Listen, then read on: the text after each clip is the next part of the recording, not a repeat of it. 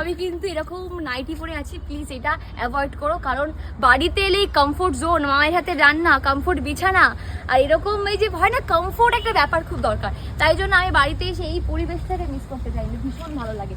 আর যারা বাইরে থাকে, কলকাতাতে যারা থাকো, বাড়িতে যখন আসো তাদেরকে সেম ফিলিংস হয় কিনা জানি, অবশ্যই এটাই হবে, যাতে বাড়ি পছন্দ করো। এটা হচ্ছে আমাদের বাড়ির ঠিক পিছনটা। এখানে আরো অনেক বাগান ছিল, এখন তো পুরোপুরি এটা একদম বাড়ি ঠাড়ি হয়ে গেছে নতুন। আচ্ছা, এই পাশে হচ্ছে এখানে যেহেতু এরকম আমাদের একটা পুরোনো রান্নাঘর, দেখো এটা পুরো ভেঙে গেছে। এইখানে আগে ঠাম্মারা বেঁচে থাকতে, মানে আমার ঠাম্মা দাদু মারা গেছেন, ঠাম্মা দাদু বেঁচে থাকতে তখন আগে এখানেই রান্না হতো। এখন সেপারেটলি ঘরে ঘরে হয়ে গেছে।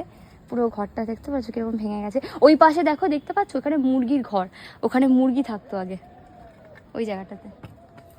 এটা হচ্ছে আমাদের ছোটোখাটো একটু হোম ট্যুর দিলাম, তেমন কিছু নেই দেখানোর, তবে অনেক কিছু আছে, দারোয়ান হয়েছে।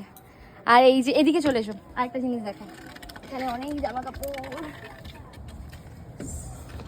আচ্ছা, এটা হচ্ছে আম গাছ আমাদের। হ্যাঁ, এটা একটা আম গাছ, এখানে একটা আম গাছ ছিল, কিন্তু এটা আমফান ঝড়ে ভেঙে গেছে। মানে ওই যে আমফান ঝড়ের সময় কি ভয়ানক একটা পরিস্থিতি তৈরি হয়েছিল সেটা আমরাই জানি। ছাদের কার্নিশ অবধি ভেঙে গেছিলো, ঠিক আছে, এদিকে দেখাও, দেখাচ্ছি ছাদের কার্নিশটা কেমন ভেঙে গেছে। এইসব, এটা হচ্ছে কাঁঠাল গাছ আমাদের, এই গাছটা ইদানিং বড় হয়ে গেছে। এই দেখো কার্নিশটা পুরো ভেঙে গেছিলো। জানি আমফান ঝড়ে অনেকের অনেক ক্ষয়ক্ষতি হয়েছে, তবে এটা আমাদের অনেক পুরনো বাড়ি, অনেক পুরনো বাড়ি।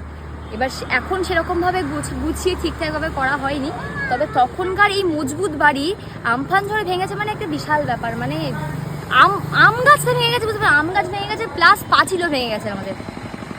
আচ্ছা, আর এই বিষয়টা এটা হয়ে থাকে বাঙালি বাড়িতে, ছাদে এরকম জামা কাপড় মেলায়, আচার শোকানো, শুকনো লঙ্কা শোকানো, এই সবগুলো মশলাপাতি শোকানো, এগুলো হয়েই থাকে। তবে এটা আমাদের গোয়াল ঘর ছিল, ওই যে এখন নেই এগুলো, ওখানে গোয়াল ঘর ছিল, গরু থাকতো, ঠিক আছে। এই ছোটোখাটো একটা হোম ট্যুর আমাদের দিলাম, কেমন লাগলো আমাদের গ্রামের বাড়ি জানিও।